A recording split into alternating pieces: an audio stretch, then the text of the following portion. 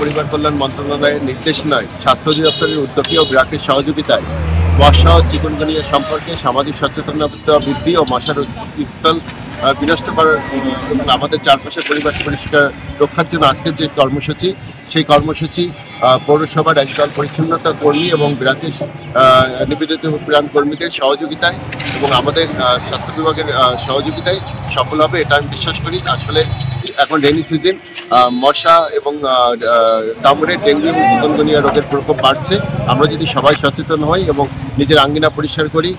বাড়ির চারপাশ পরিষ্কার করি, তাহলে আমরা এই ডেঙ্গু এবং চিকুনগুনিয়া নামক ঘাতক ব্যাধি থেকে রক্ষা পেতে পারবো এবং পাশাপাশি যে এখনকার যে